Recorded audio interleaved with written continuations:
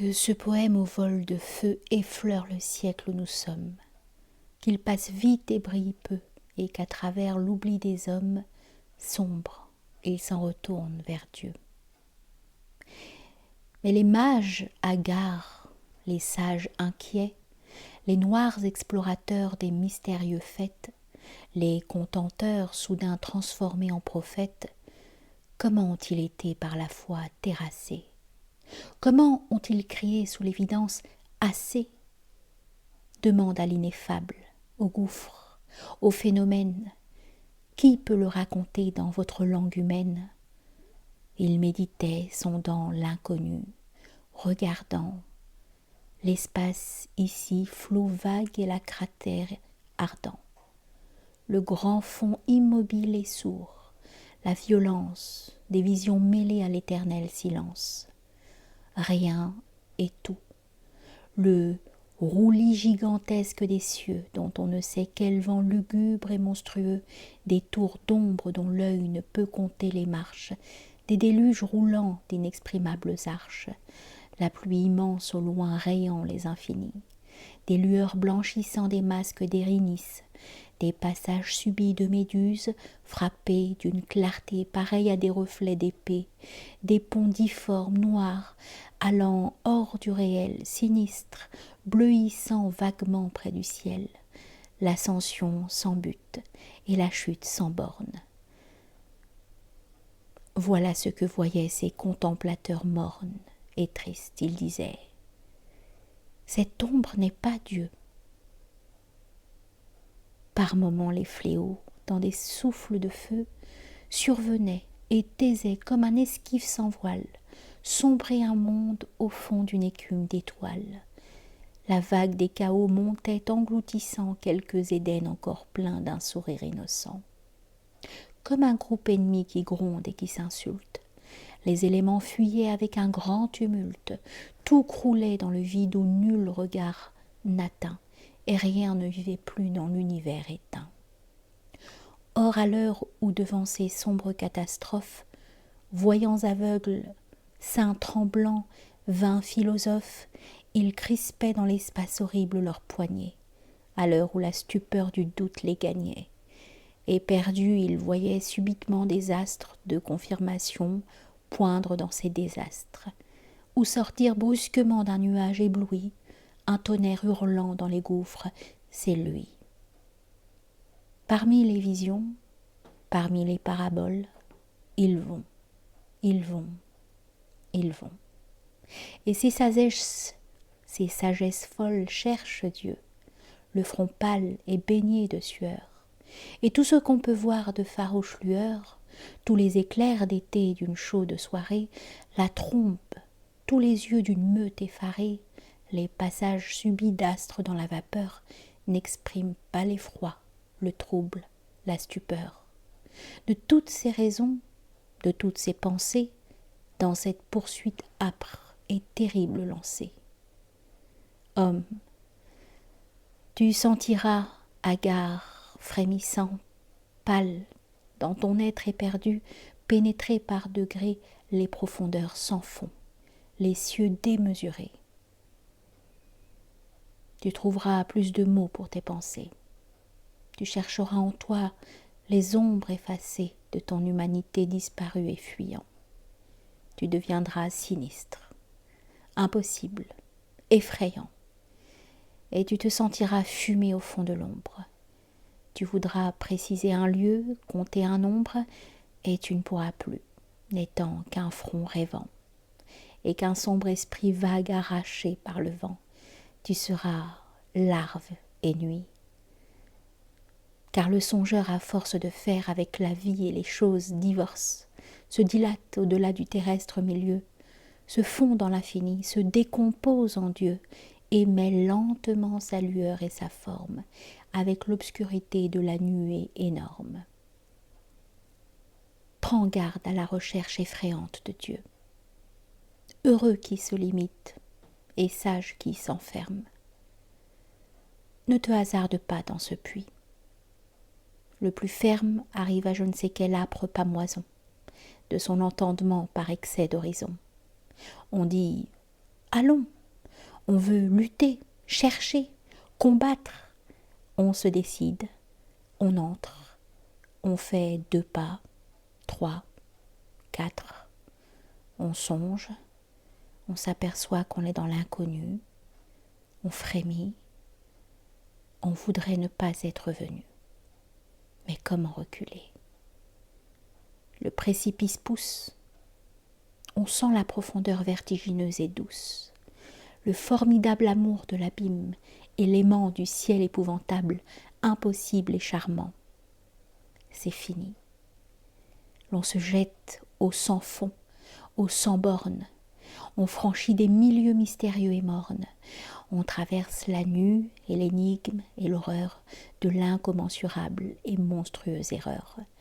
Et la création dans l'étendue, à l'aise, astre dans cet azur, sous cette falaise, on rencontre Rousseau, Demestre qui vous mord, Platon évanoui, Pascal fou, Bacon mort. On rencontre le bien, le mal, la conscience, un brouillard, la sagesse, une nuit, la science. On tâche d'abriter sa raison sous sa main. Le vent de ce voyage étrange et surhumain renverse de l'esprit la flamme aventurière. Le flambeau frissonnant voudrait fuir en arrière. Et la lampe pâlit, quel qu'en soit le porteur. Et quoiqu'il ait des sorts d'audace et de hauteur, le chercheur quel qu'il soit, cerveau fier, raison sûre, s'effraie et cependant va toujours.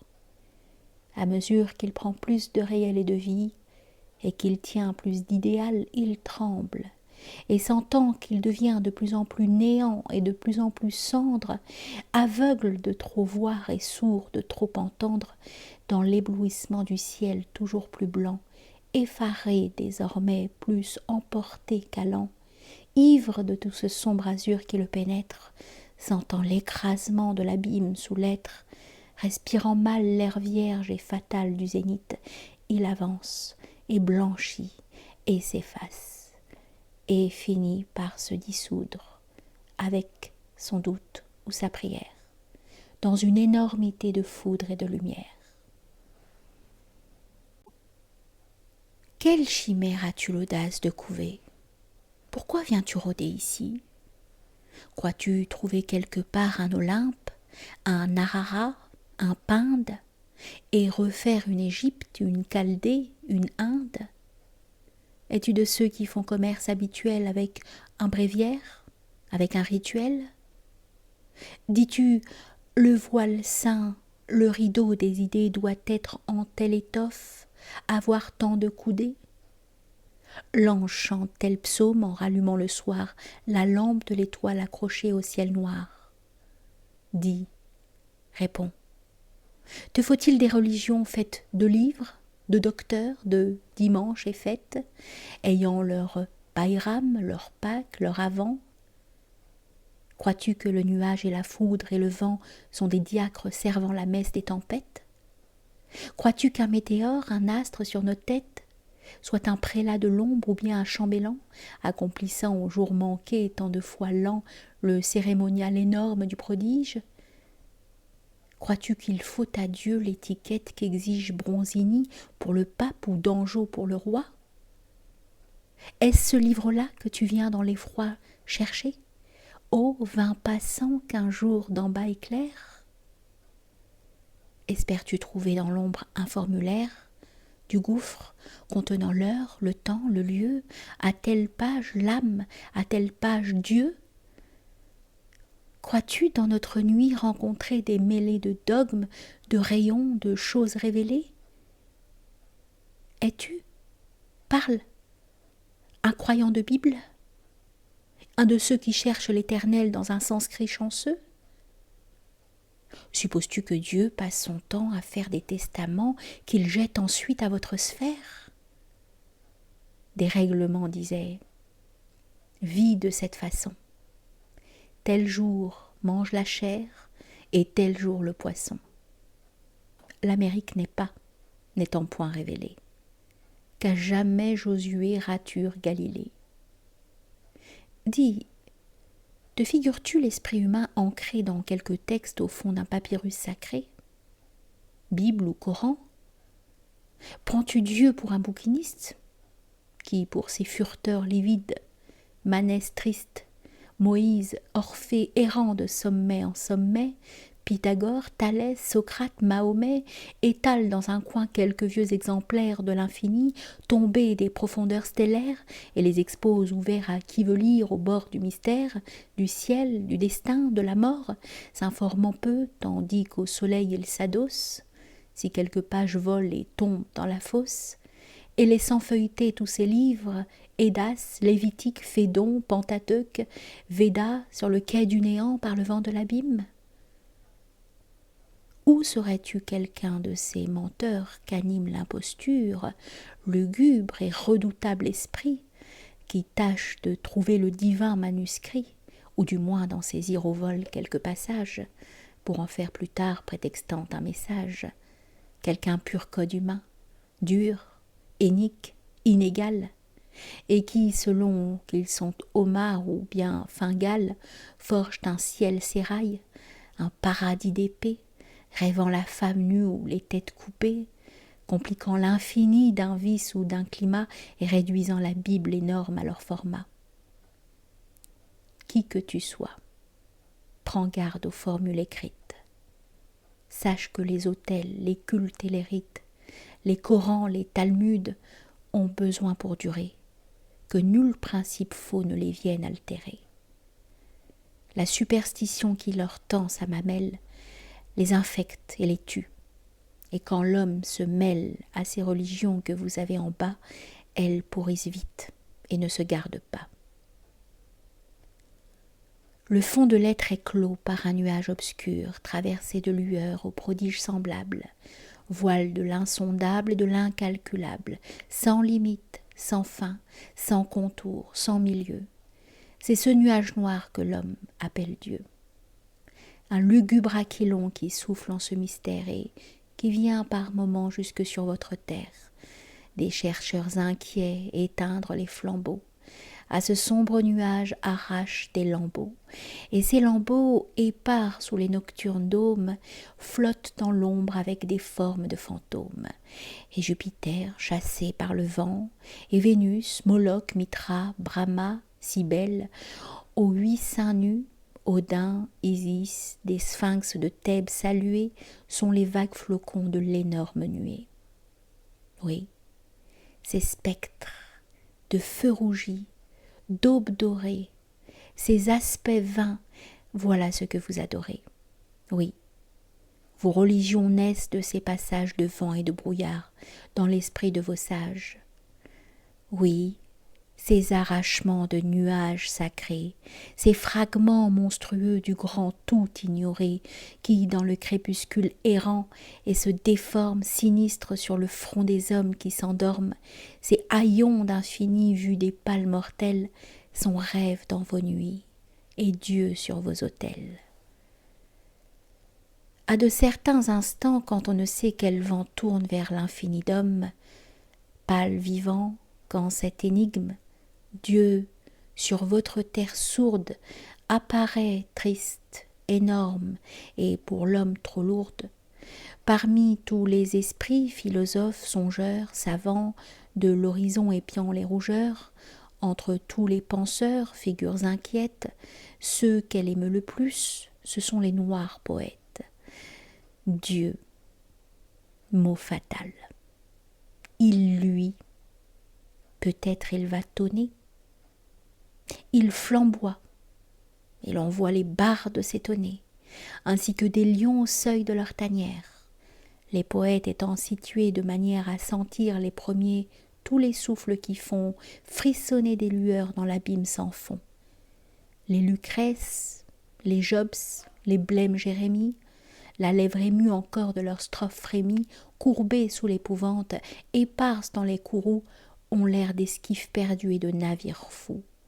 Et l'on voit se dresser, vagues dans les décombres, tous ces grands effarés porteurs des harpes sombres. Quelques-uns, corps à corps avec des inconnus, luttent, et tout est l'ombre, et que sont devenus tant de systèmes vains, tant de cris, tant de rêves, tant d'écume que l'homme a jeté à ses grèves. Et chacun interroge ou prie avec frayeur, et l'un parle au marin, et l'autre au fossoyeur.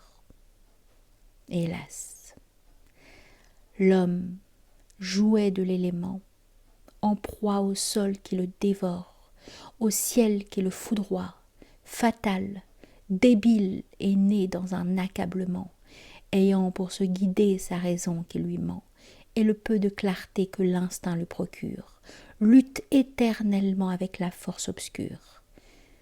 Voit dans le pli que fait le coude d'un rocher ce hameau de pêcheurs groupant sous son clocher quelques vieux toits parmi des barques échouées. La ceinture sans fin des vagues dénouées, l'enveloppe et le presse et les trains, noir serpent. Il est là seul, chétif, et sur lui se répand l'orage monstrueux et l'ouragan l'assiège. Et l'océan n'est grand que pour lui tendre un piège, le colossal nuage où fuit l'aigle chasseur, et que l'espace emplit de toute sa noirceur. L'éclair, le bruit, le flot où roule le cadavre, toute l'ombre se heurte au mur du petit havre, et c'est l'immensité, c'est la nuit, c'est la mort, qui se rouille aux anneaux de la chaîne du port. Ce point imperceptible où jamais assouvi, l'onde écume et s'acharne. Homme, c'est votre vie. Eh bien, étant si peu, quelle folie as-tu d'escalader ce ciel par tous les vents battus, d'ailler, toi qui, tremblant, as déjà tant de peine à porter seulement l'aspect du phénomène, toi le terrassé, toi l'errant, toi le banni, toi le vaincu du gouffre, attaquer l'infini. Que veux-tu? Quelle est donc cette audace insensée de jeter comme une encre au gouffre la pensée? Le spectre voilé rit de toi, le spectre nu. Quel besoin l'homme a-t-il de sonder l'inconnu? N'a-t-il donc pas assez déjà de se défendre contre l'énormité qui le couvre de cendres, et de brume et de trouble et d'énigmes et de deuil? Naufragé, laisse-toi ruisseler sur recueil.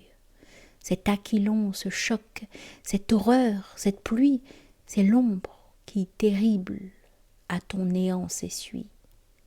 C'est cet inconnu même, ô songeur, qui sur toi tombe avec le frisson, la souffrance et l'effroi.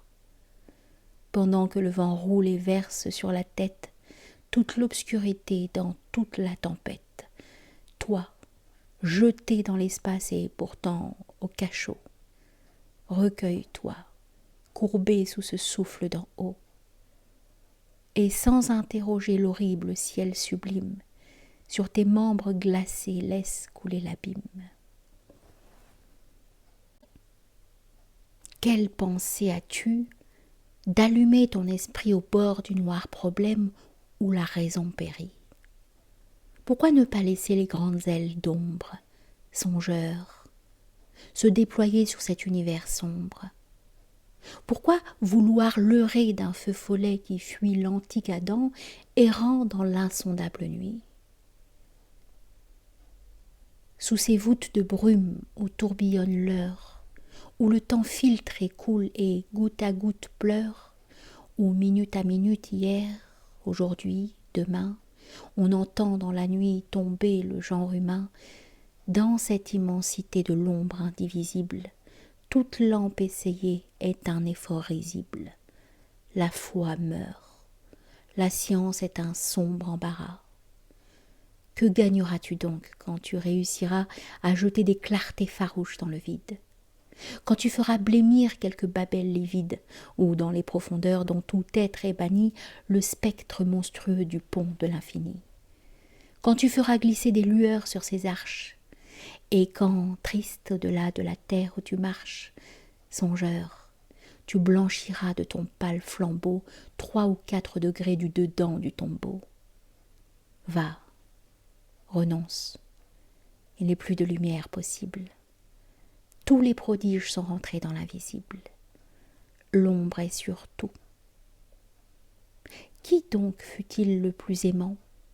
Qui donc pourra lever ou faire seulement remuer un instant les grandes voiles funèbres, les plis démesurés du manteau de ténèbres?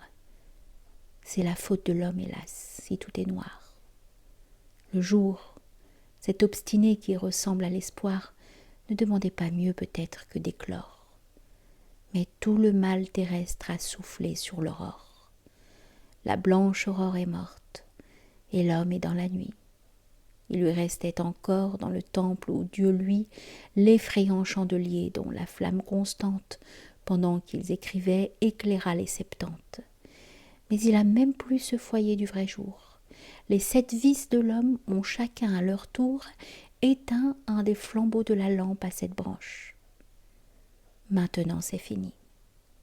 L'abîme où tu te penches, l'obscurité lugubre aux vagues épaisseurs, le firmament formé de toutes les noirceurs, cet océan de nuit où l'esprit flotte et sombre, rit de te voir risquer ta lanterne en cette ombre où dans la main de Dieu s'est éteint le soleil.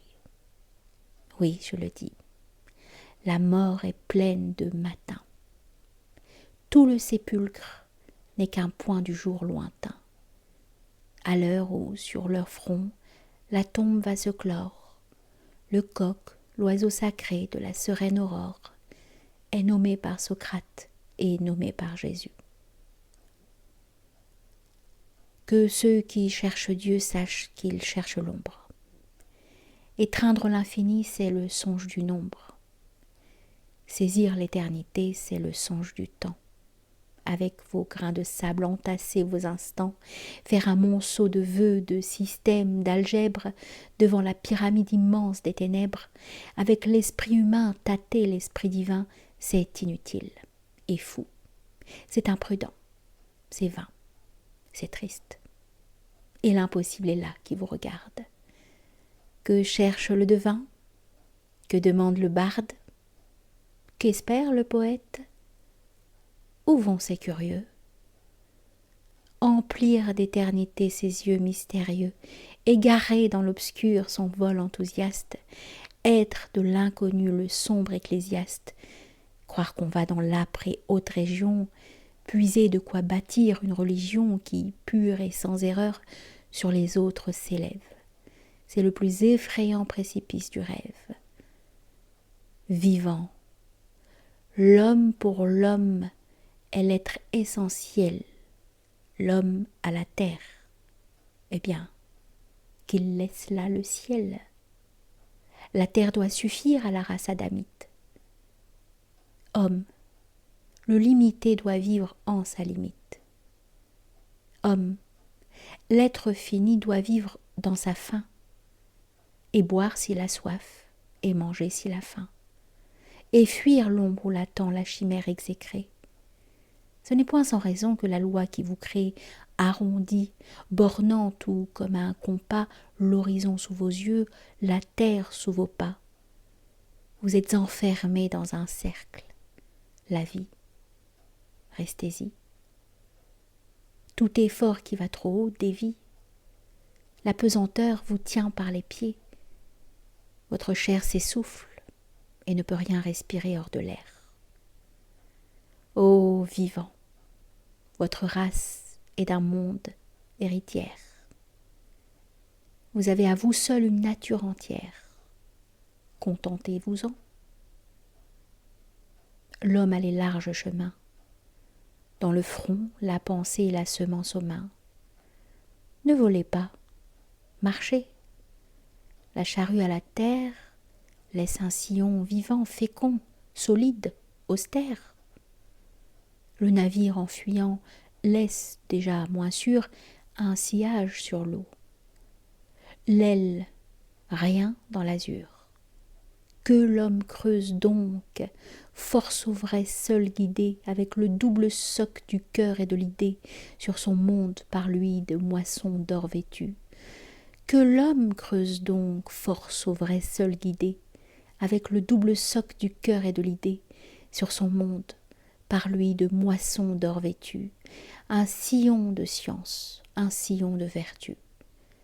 qu'il fasse de son globe un jardin de lumière.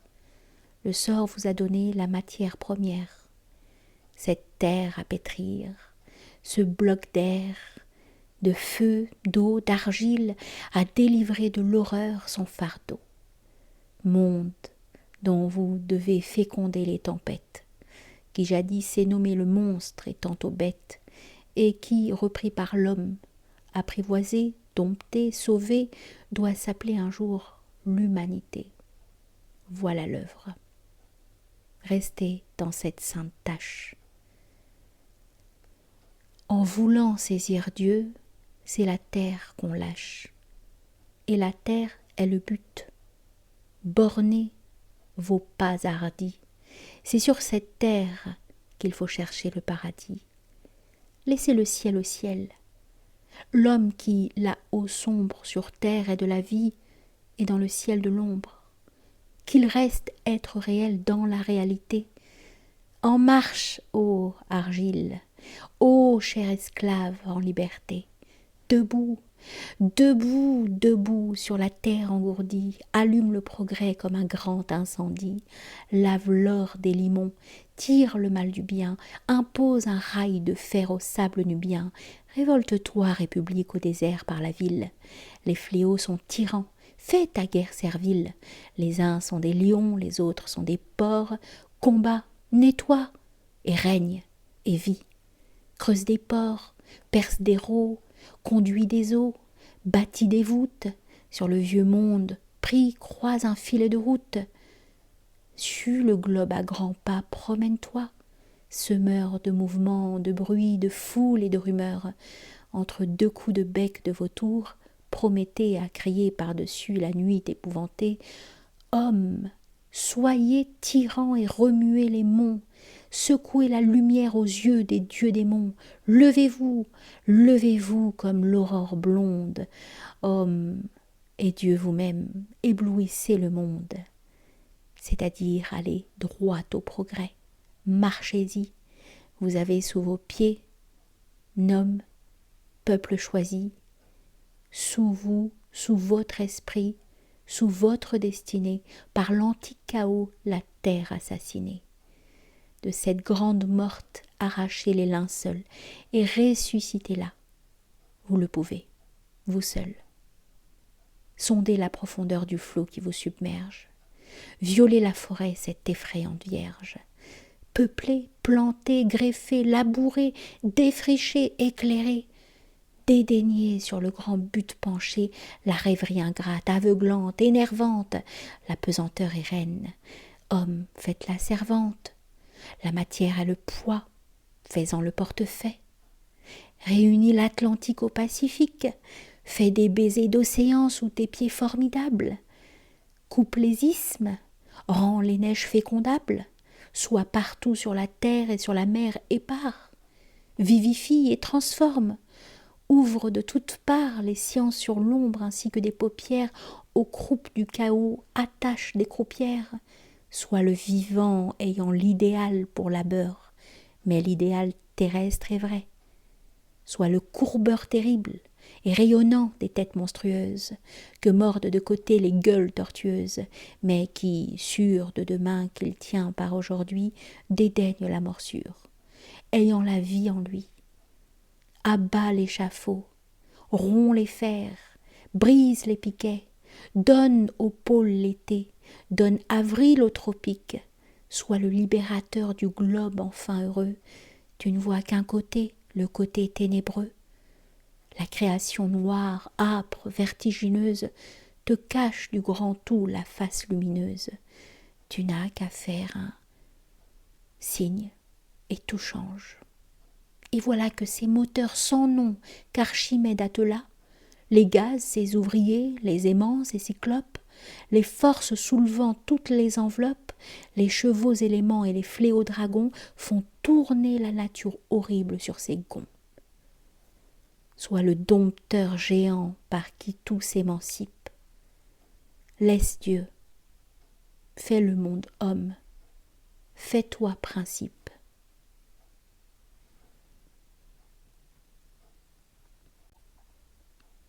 Laisse Dieu dans son ciel comme il te laisse en bas suer tes durs labeurs, saigner tes durs combats.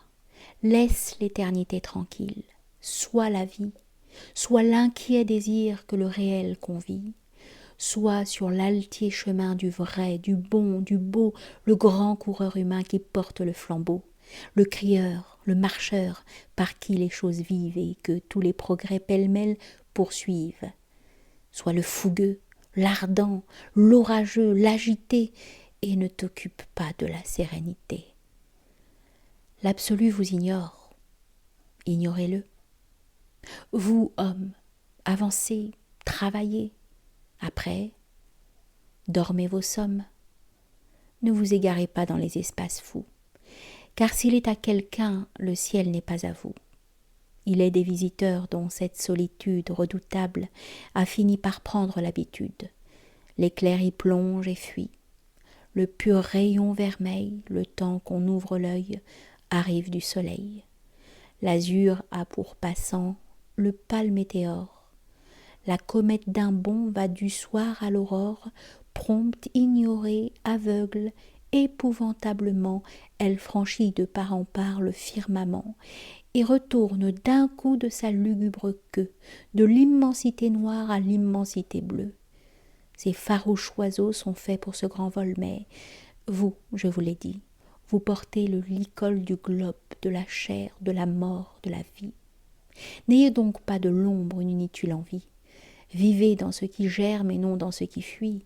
Ne mettez pas le pied sur l'escalier de nuit. L'énormité, muette, aveugle, continue, toujours sinistrement voilée, toujours nue, pleine d'un inconnu dont vous ne pouvez point distinguer un contour, même quand le jour pointe. Toute faite de nuit, de silence, d'abîme, sans écho, sans reflet, sans fond, sans bord, sans cime, ouvre et forme sur vous ces gouffres étoiles. Vit, songe, et ne sait pas ce que vous lui voulez. Viens-tu de l'infini feuilleter le dossier? Espères-tu trouver la glose d'un dacier en marge de la nue et des autres sans nombre, et des notes au bas de la page et de l'ombre? Dis, te figures-tu que les éthers, remplis de brume et de feu, mêlant leurs larges plis, les globes, l'étendue aux livides frontières, sont un livre classé par ordre de matière, où le Très-Haut, voilé par les bleus horizons, prouve son existence et donne ses raisons? Crois-tu que Dieu, s'il est, prévoyant dans sa sphère toutes les questions que tu comptes lui faire, n'a pu se hasarder à créer l'univers, les espaces au vol des tourbillons ouverts, le vaste monde où rien n'hésite et ne dévie, les flots d'êtres roulant sous les souffles de vie, l'azur reparaissant dès que la brume a fui, qu'en bonne forme avec les pièces à l'appui? Crois-tu que l'inconnu se hâte de descendre s'il entend appeler par toi le grain de cendre? Qu'il va, toi, président, répondre à l'examen et t'éclairer tenant les documents en main le but de tout, du jour, de la nuit, de toi-même? Crois-tu que l'Éternel va, sans l'azur suprême, t'expliquer l'infini peuplé dans tes conseils et te justifier les cieux et les soleils? Quoi? T'imagines-tu, songeur, qu'on paie savoir une discussion avec l'horreur sacrée? Que l'air va te conter comment l'idéal crée? Crois-tu que la rumeur orageuse des Flochikas nous complimente entre deux noirs sanglots, Manon sur les Védas, Moïse sur les nombres, et que les quatre vents tournant leurs clairons sombres au nord, à l'orient, à l'occident, au sud grondent pour le Phédon contre le Talmud? Crois-tu que Sirius et Mars sont une glose? Crois-tu que le Sémou ne soit pas autre chose que le ciel qui disserte, et que l'inflexion de sa voix répondant à quelque objection? Crois-tu que le prodige éternel se dissipe comme une opinion d'eau rose ou d'égésipe? Crois-tu que le matin va te faire un traité de l'être abstrait, du Verbe et de la Trinité? Penses-tu que le bleu, le profond, l'empyrée, et que la vaste nuit pâle et désespérée tremble aux négations que tu vas lui lancer, et qu'avec un dilemme on puisse embarrasser la comète qui vient du gouffre, et qu'on réfute le soir triste, apportant les autres dans sa chute. Jette de la logique à sa grève déserte, mais sans finir par donc ni commencer par certes. L'ombre est un grand hymen, l'abîme est un grand lit, l'être emplit l'étendue et l'emplit sans qu'on sache comment les globes se soutiennent. Au même point des cieux les planètes reviennent, les mondes, monstrueux et beaux, uns et divers, tous les objets créés, bêtes, monts, rameaux verts, l'homme par la pensée, la fleur par la tige, entrent dans le miracle et sortent du prodige. L'air frémit, l'arbre croît, l'oiseau chante, l'eau fuit, et des lumières vont jusqu'au fond de la nuit. L'illusion serait étrange que t'ensemble de voir dans ce splendide et redoutable ensemble, dans ce flot de la vie et dans ce noir torrent, un docteur de Sorbonne énorme pérorant. Ô Dieu, problème, essence insondable, unité, si haute vérité qu'elle touche à la fable, tu veux t'imaginer homme, c'est ineffable. Oh, tu le veux toucher et voir absolument, soit édifie avec n'importe quel ciment, sculpte dans les azurs, dans les brouillards funèbres, mets sur le piédestal monstrueux des ténèbres un être ayant le monde entier pour fondement. Construis quelqu'un d'immense avec ton firmament, avec ton empyrée aux splendides pilastres, avec ta terre, avec ta mer, avec tes astres, espèce de colosse abîme ouvrant des yeux, fait de tous les rayons du ciel prodigieux, ayant au front l'essaim des esprits et des divés, pareil au géant que rôde sur deux rives bâties et qui tenait dans sa main une tour, ayant un pied dans l'ombre et l'autre sur le jour. Oui, mêle à ses cheveux profusions obscures les Pléiades, Cancer, Vénus, les Dioscures et tous ces soleils d'or qu'on voit s'enchevêtrer. J'y consens. Et je veux que tu fasses entrer dans la construction de la sombre figure tout ce que rêvent l'homme et le prêtre et l'augure, le tonnerre, le vent, l'éclair, l'illusion, toute l'énormité de la création et de la grande nuit redoutable et muette. Bien. Que concluras-tu de cette statuette? Croiras-tu t'être fait une image de Dieu? Et sombre, j'attendis, puis je continuai. Quoi? L'homme tomberait hagard, exténué, comme le moucheron qui bat la vitre blême? Quoi? Tout aboutirait à du néant suprême? Tout l'effort des chercheurs frémissants se perdrait? L'homme habiterait l'ombre et serait au secret. Marcher serait errer. L'aile serait punie. L'aurore aux cieux profonds serait une ironie. Alors, debout, levant la voix, levant les bras, éperdu, je criais « Cela ne se peut pas. Grand inconnu, méchant ou bonigrant invisible, je te le dis en face, être. C'est impossible. »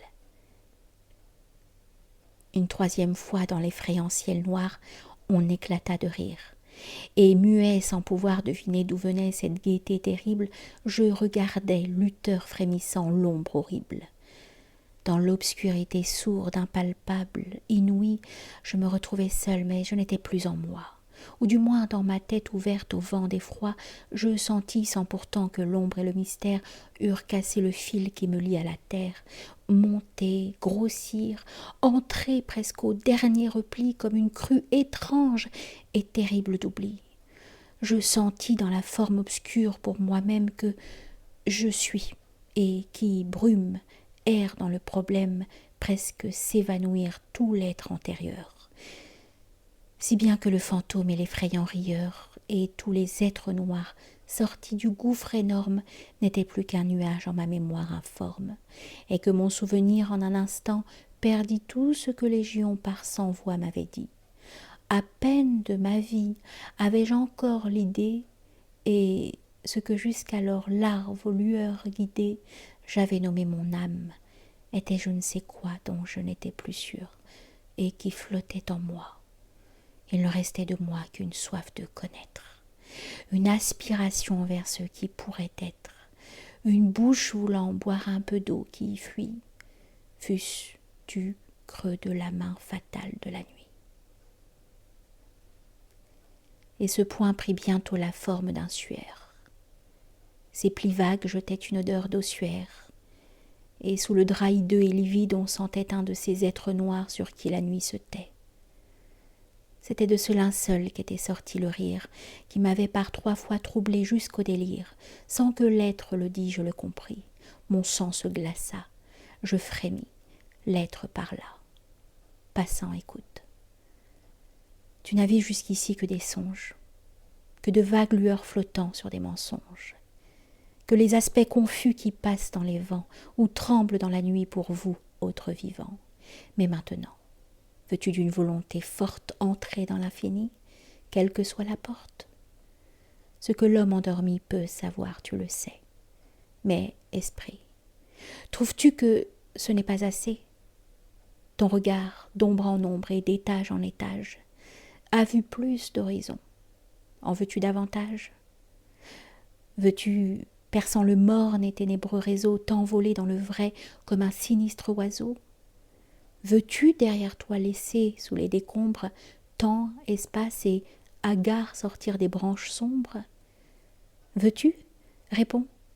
Aller plus loin qu'Amos Nala et plus savant qu'Esdras et qu'Élie, au-delà des prophètes pensifs et des blancs cénobites, percer l'ombre emportée par des ailes subites?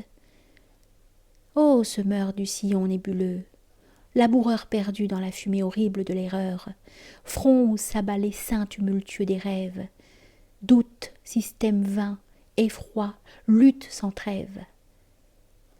Te plaît-il de savoir comment s'évanouit en adoration toute cette âpre nuit? Veux-tu, flèche tremblante, atteindre enfin la cible? Veux-tu toucher le but, regarder l'invisible, l'innommé, l'idéal, le réel, l'inouï? Comprendre, déchiffrer, lire, être un ébloui? Veux-tu planer plus haut que la sombre nature? Veux-tu dans la lumière inconcevable et pure ouvrir tes yeux par l'ombre affreuse appesantie? Le veux-tu? Réponds. Oui, criai-je, et je sentis que la création tremblait comme une toile.